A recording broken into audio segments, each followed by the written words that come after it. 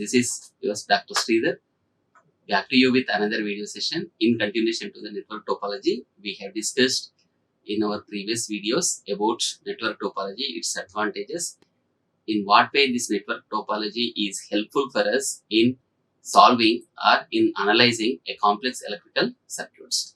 In continuation to our previous video, now I am going to talk about various types of graphs and the mathematical equivalent. I mean to say planar graph or non-planar graph and its mathematical equivalent by using various matrices.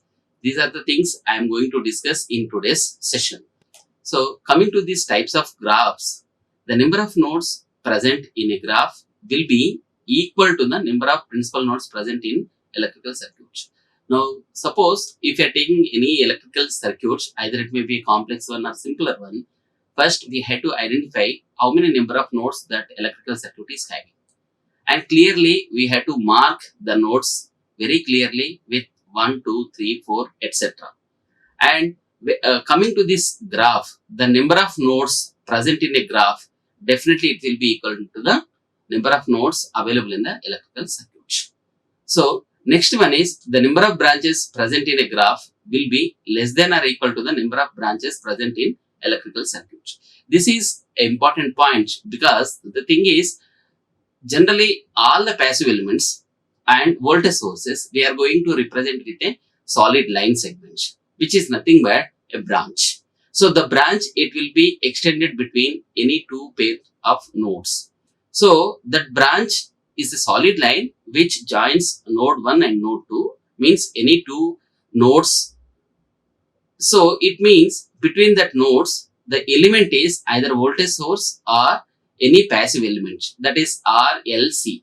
So that is in a simplest manner. In another way, we can put like this: all the passive elements and voltage sources can be represented with a branch element. The branch is nothing but it is a solid line. It will be extended between any two nodes. But coming to the current sources, that current sources can be represented, or we have to represent the current sources with open circuit. So suppose if the current source is there between the node 1 and node 2, then what is the equivalent of that current source in the network theory? I mean to say in the network topology, how we are going to represent the current elements in the network topology means with the help of open circuiting condition. So open circuiting means you need not represent any branch between the two nodes. So it means, so this only makes the concluding statement that the number of branches in the electrical circuit might be higher than the number of branches in the graph. Because of, suppose in electrical circuit there are two voltage sources, 5 passive elements are there and 2 current sources are there. So 2 voltage sources, 5 passive elements and 2 current sources means the 2 current sources we had to represent as a open circuit in the graph. So what do you mean by that? So the remaining is nothing but 2 voltage sources and 5 passive elements. It means the graph will have only 7 branches and electrical circuit will have 9 branches. So that's made me to write this concluding statement that the number of branches present in a graph will be less than or equal to the number of branches present in an electrical circuit. Suppose in the electrical circuit, if there is no current source, so in that particular case, what happens? The number of branches in the electrical circuit will be equivalent to the number of branches in the graph. Only whenever current sources are there in the electrical circuit, then the branches in the graph, it will be reduced by how many, how much means the difference between the branches in graph and the electrical circuit is nothing but number of current sources available in the electrical circuit. So in continuation to this, what are the types of graphs? So there are some oriented graphs, etc., etc. In our previous videos also we have discussed. But again, in continuation to that, I am presenting few types of graphs. One is a connected graph.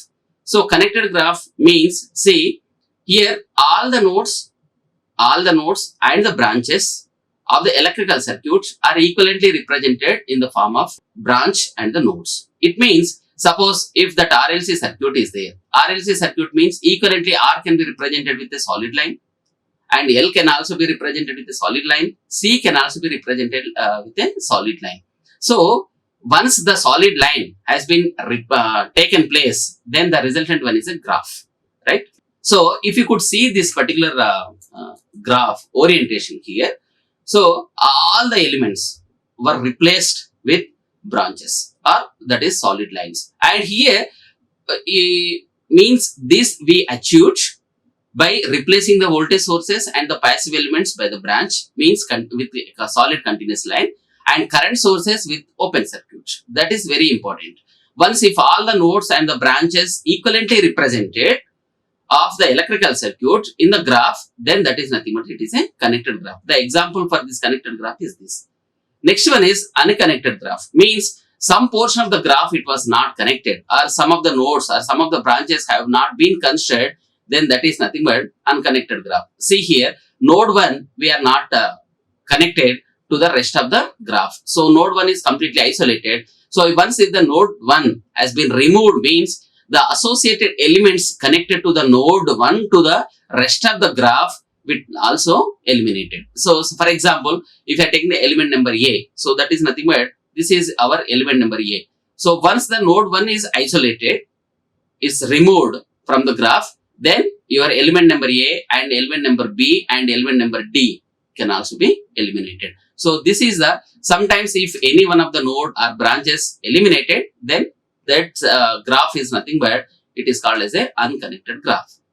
Next one is the directed graph. Directed graph means if all the branches have been represented with orientation, means if some direction have been assigned to the branches, then that will be a directed graph. The example for this is, see, node 1 to node 2, element number B is there. That element number B may have some current through it in the actual electrical circuit. So if you want to represent the direction of that energy flowing from node 1 to node 2 can be represented with a arrowhead from 1 to towards 2. So that was clearly represented here. And here the direction. So the direction why we have taken the B direction towards the second node only, means arbitrarily based on our requirements. Now you can choose. Like suppose, what is the significance of assigning a particular direction to any element from X node to Y node, means now while solving a electrical circuits, or for if we want to analyze the electrical circuit performance, now we used to assume different currents in various meshes or loops. That current is also arbitrary direction. Sometimes we may choose the current is flowing in the electrical circuit in the clockwise direction. Sometimes we may assume the current in the anti-clockwise direction. In the same manner, here also the current or the energy, more especially if you are speaking, the energy may be oriented from node X to Y, or maybe sometimes Y to X. That is purely based on our assumption and prediction. So if all the branches are properly oriented, or if all the branches have been properly identified along with its direction, then the resultant graph is nothing but directed graph, or in sometimes this can also be called as a graph as oriented or oriented graph. And last one is the undirected graph. So undirected graph means same as our connected graph only. Undirected graph means nothing orientation has been marked for any one of the branch elements. So if the energy flowing directions if are missed, suppose if the energy was not properly marked from which node to which node the energy is flowing, so that is nothing but the undirected graph. So this is nothing but the ordinary graph. But more especially directed graph, oriented graph is very important. Directed graph, oriented graph means arbitrarily you have to assign some energy direction between any two pairs of the nodes. Means that pair of nodes if were connected by means of a branch, then if the branch if it is represented with some direction, then that is nothing but the oriented graph or directed graph.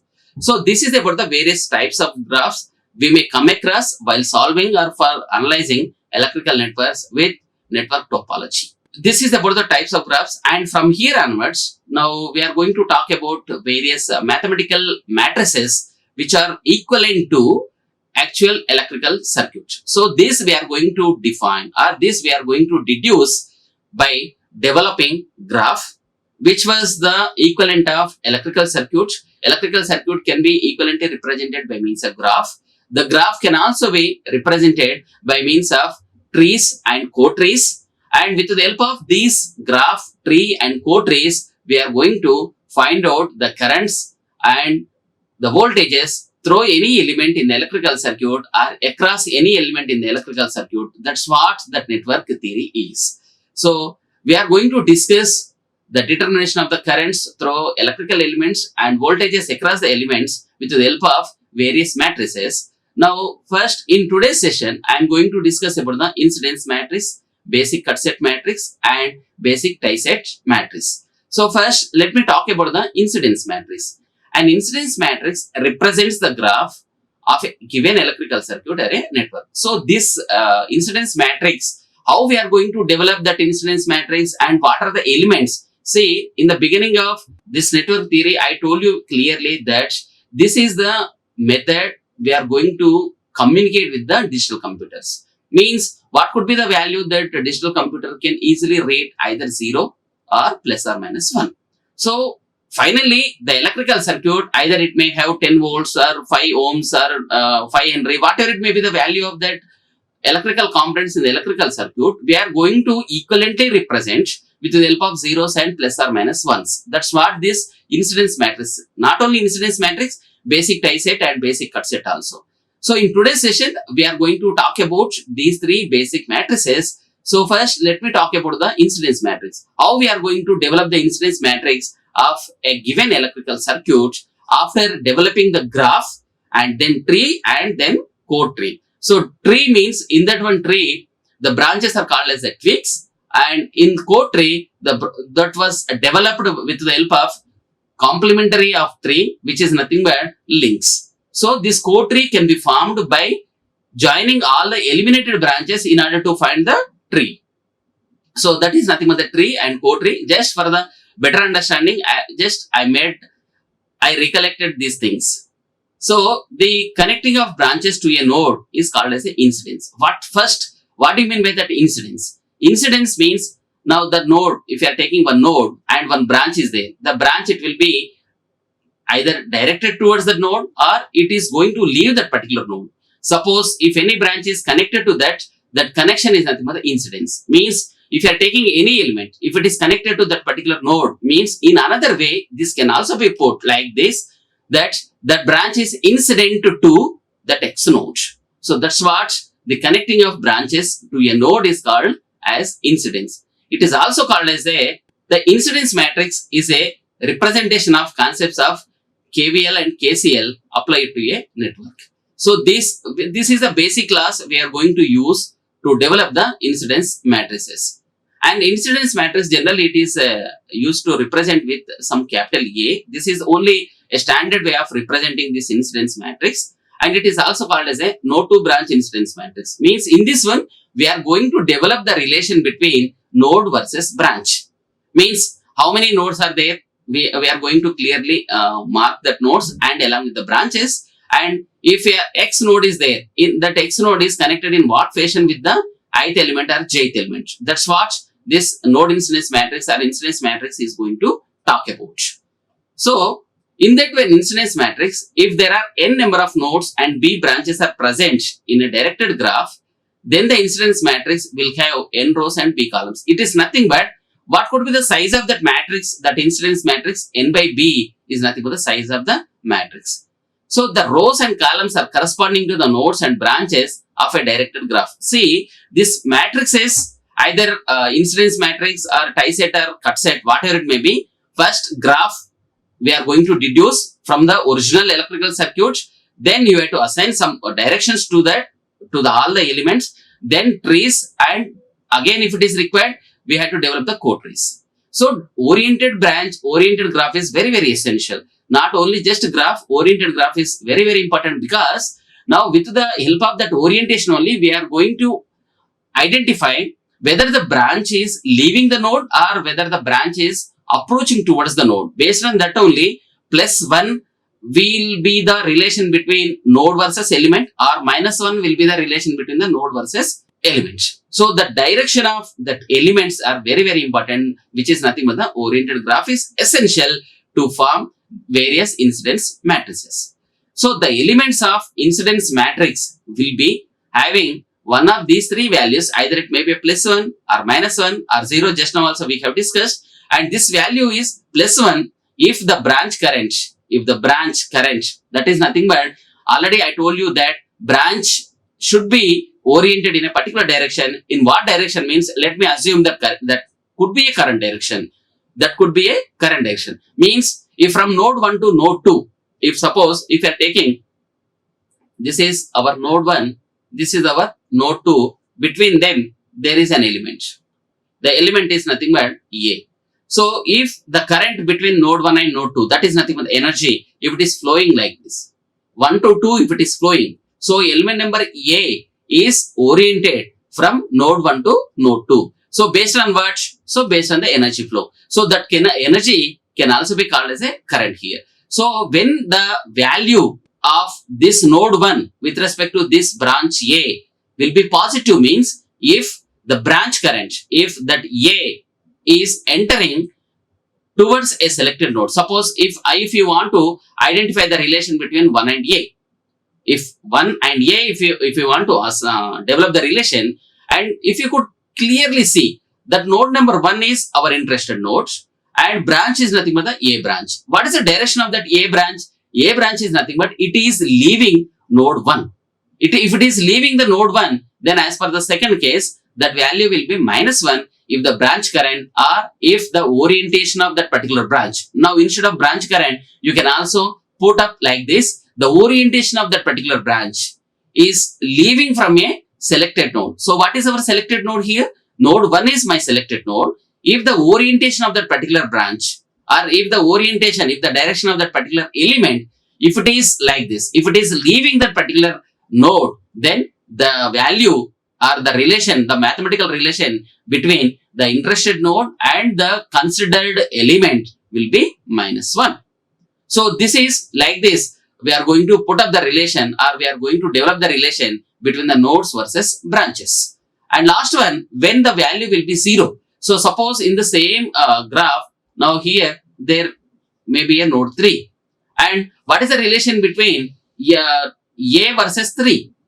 A is nothing but it is an element, 3 is nothing but it is a node. What is the relation? Now we don't know whether it is connected or not, but it is very clear that node 3 is not at all connected to element number A. In that case, the relation between node number 3 and element number A is nothing but 0. Because if there is no incidence at all, in such cases, now the relation or the mathematical equivalent between the node and that particular element can be assumed as a 0. So like this, we are going to fill the elements in the incidence matrix. Now again, once again, I am reminding. So when the value of that matrix will be positive, means now with respect to that interested node, if the orientation of that particular branch is leaving, if it is leaving, that will be -1. If it is approaching towards that node, then we have to consider it as a +1. If there is no relation at all, no relation in the sense, if there is no incidence, if these two are not connected, that node and that particular branch are not physically connected,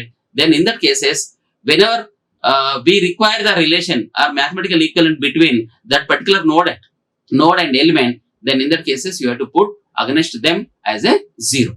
So this is the case. Now how we are going to fill that matrix means either +1 or -1 or 0. So let me solve one problem. So we will get some good idea how these incidence matrices can be developed. So before going into the incidence matrix, first of all, the graph and trees we had to develop. So first let me identify the trees in the graph. So here, this is the graph here. This is very simple. It is a graph. And how many number of nodes are there? Clearly this was marked. This is node number 1. This is node number 2. And this is our node number 3. And this is our node number 4. There are 4 number of nodes are there. And elements are element 1 and element 2, element 3, element 4 and 5. So there are 5 elements and number of nodes are nothing but 4. So sometimes we may be asked for branches also and buses also. So if you want to ask the bus, so what do you mean by that bus? Bus is nothing but n-1. So sometimes people may be asked, what about the bus incidence matrix? Now bus incidence matrix can be deduced from this node incidence matrix only, because one of the node we have to assume as the reference node, then the corresponding column and the row can be removed, so that automatically the incidence matrix would be the bus incidence matrix. But here incidence matrix is nothing but in this one only we are going to talk about the node incidence matrix, means number of nodes versus the branches. So that's what the difference between node incidence matrix and the bus incidence matrix. So anyhow, now let us examine the two cases also after completing this. So E is nothing but number of elements are 5 and next number of nodes are 4. So number of buses, if it is required, we can calculate like n minus 1. So this is the original graph. From this graph, how many number of possible trees we can develop? That number of possible trees we have to clearly geometrically we have to represent here. So first, now this is the one way, because here while developing the tree from the graph, now first of all you have to start constructing the graph by taking one element extended between any two pairs of the nodes. Suppose node 1 and node 4 we are taking here in the first case. Node 1 and node 4 are connected by means of element number 3, and for that you add one more element, so that maybe either 1 if you are adding. Now if the 1 is, if you are adding means now that orientation would be like this. Now instead of 1, if 4 if it is added, then the orientation will be like this. Now in that cases, now okay, up to this we update. Then again from node 2 onwards, again if you are connecting this branch 1 to this tree, what happens? Now if something, if it is added here, then this becomes a closed path. Now this particular branch, if it is added here, this develops a closed path which is not a tree. So that's why better always this branch you should not connect here. So again one more branch I am going to add from node 2 to node 3. So node 2 and node 3 are connected by means of one more element, that is element number 2. So this is the element 2 I am adding here. So no more closed paths. So this could be a tree, but we have to ensure whether it is a tree or not. So one more verification point we can do it. So by taking the number of nodes. So the node numbers must and should be same. So all the nodes you have to consider while forming the tree. The number of nodes must and should be same from the graph and the tree. That is one verification step. Now with the help of that we are going to ensure whether we covered all the nodes or not. Once if the node numbers are same, then only you have to move for the existence of closed paths. If the closed paths are not existing, then the geometrical shape or the geometrical orientation is nothing but it could be a tree. So second one, if you are taking the second shape here, node 1 and node 2 are connected. So all the four nodes have been considered and there is no closed path. So this could be a tree. Now if you are taking the third case, here also all the four nodes we have been considered and there is no closed paths. So this could be a tree. So like this, these are the few orientations. Now these are the trees of the given simple electrical equivalent of network graph. So this might be deduced from the electrical circuit, but here only we are talking about the developing the trees from the given graph. So if this is the graph, how many ways are there? Now we also discussed in many cases that now the formation of the tree varies from perception to perception. Now if you are very happy with the first one, you can go ahead. Suppose if the same graph, if it was given to another person, then the person may develop one more tree that may not be same as the first person's. So it varies from perception to perception. So there is no unique tree, but only you have to ensure whether the tree is correct or not, only by taking 2 points. First point is nothing but whether all the nodes have been covered or not. Second one is now that orientation or the geometrical orientation should not have any closed paths or closed loops. So these are the two verification checks. Now if these two have been verified, then we can say that that is nothing but it is a tree of the given electrical equivalent of network graph. So one more problem we are going to discuss here. So in this one, electrical network directly they have given. So in the electrical network, this is the node number 1, this is our node number 2, this is our node number 3, and this is our node number 4. So how many nodes, 4 principal nodes are there and how many branches? So this is the first branch, this is 1, it may be A, or this may be B, this may be C, this may be D, this may be E, and this may be F, and this is G. whether have covered all the elements or not. Yes. So there are 6, 7 branches are there. So this is what in this one clearly you can see that 5 are passive elements. One is the voltage source and one is the current source. Now in today's session also, in the beginning we discussed that the number of branches of a graph may be less than or equivalent to the number of branches in the electrical circuit. Now at the time also clearly we said that because of the current sources only, that mismatching of the branches from the electrical circuit to the network graph happens. Now here also that point can also be ensured with the help of the simple electrical circuit example. So the equivalent graph corresponding to the above electrical circuit is nothing but that node F. Okay. Now this is 30 ohm can be solidly represented here, and next 1 to 2 also it can be represented with a solid line, and 2 to 3 also one relation is there that 10 ohm resistor is connected. So 2 to 3 like this, and 3 to 4.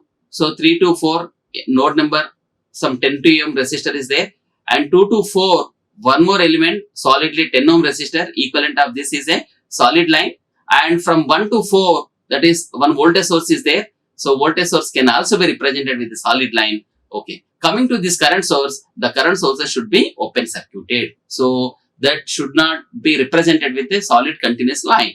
So in that cases, how many number of sides? So how many number of branches we can see in the given graph after reducing from electrical circuit to the network topology? So only we can see 6 number of branches. What made the difference? Because this 4 amp current source is there. That 4 amp current source can be represented equivalently with open circuiting condition. So that's what we have clearly mentioned, that one branch is less in the graph because that 4 amp current source is made as open circuit. This makes the difference between the number of branches in the electrical circuit to the graph. So the tree has, now if we want to continuously, if we want to deduce the equivalent tree also we can develop. So the tree may be just now also we discussed, it is not unique. So it varies from perception to perception. So we can also calculate the number of branches to construct the tree. So number of branches also n minus 1. So this is mandatory.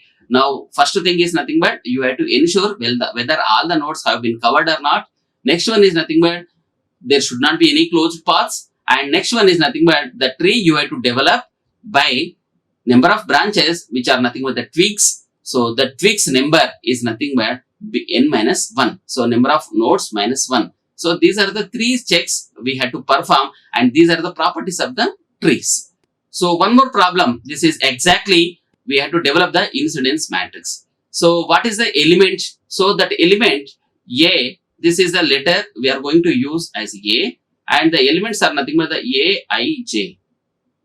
Aij. So what is that I? That I is nothing but it might be a node number, and J is nothing but this is nothing but the element number, or sometimes this can also be called as a branch number. So only we are going to see whether these two are properly connected or not. If it is connected, in what direction that is connected. So first clearly examine that graph. That graph is having 4 nodes as usually. Now because we are considering this same example in today's session. So first node number 1, second node number 2, node number 3, and node number 4. So 4 nodes, and how many branches? So 6 branches. So that elements have been clearly marked as A, B, C, D, E, F. So these are the elements, and those are nothing but the branches, of course. And node number 1, node number 2, node number 3, and node number 4. So 4 nodes and 6 branches, right? So first let me fill. So this rows are nothing but, this rows is nothing but I. So Aij, I is nothing but the node numbers. How many nodes are there? So node number 1, and this is node number 2. This is your node number 3, and this is your node number 4. So this is element number A, B, C, D, E, F.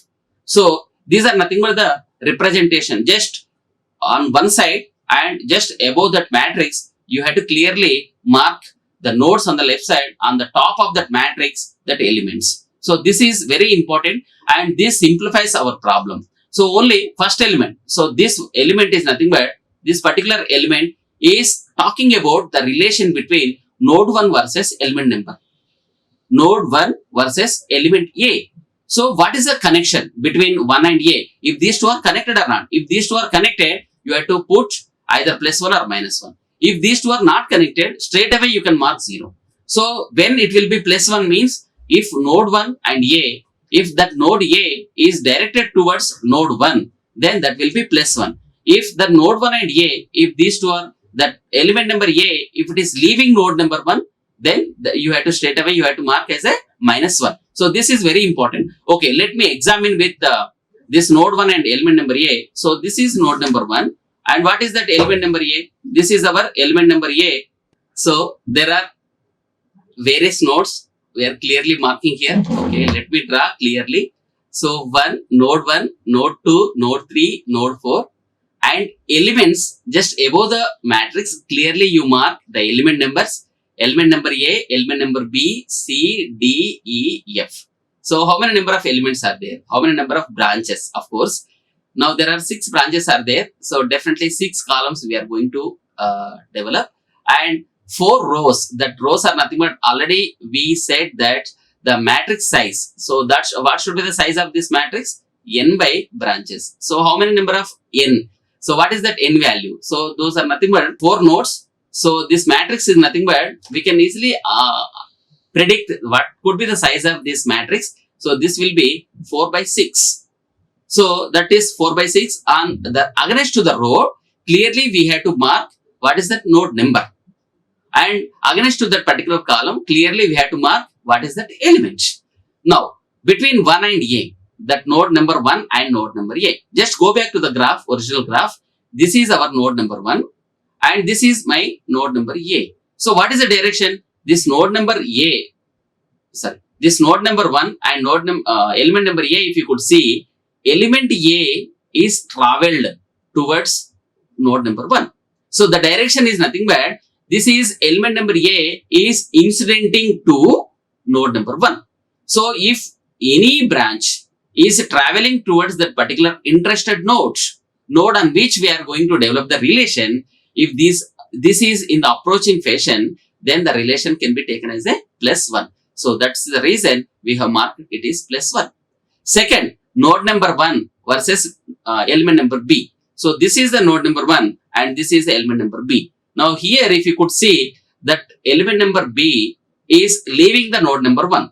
So if it is moving away from that particular node of interest, then that will be -1. It is very clearly we have write the -1. And node number 1 to element number C. So this is the node number 1 and this is the element number C. So of course these are internally connected, but there is no direct connection.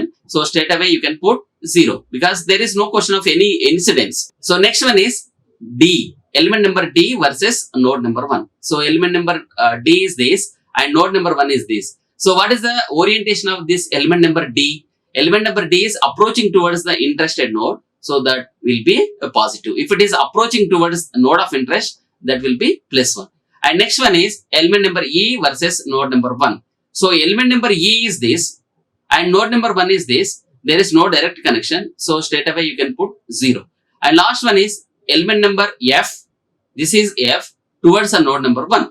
So there is no direct connection. So we can write 0. So this is the procedure.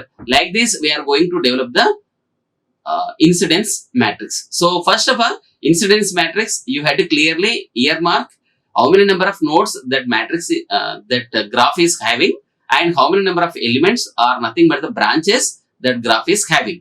So based on the knowledge having about the nodes and the branches, we can easily predict what could be the size of that incidence matrix. So that is size is nothing but always nodes by number of branches or number of elements. So N by B, so that is nothing but the 4 by 6. It would be the size of that matrix. And Aij will be the incidence. Based on the incidence, the elements of that incidence matrix is nothing but Aij.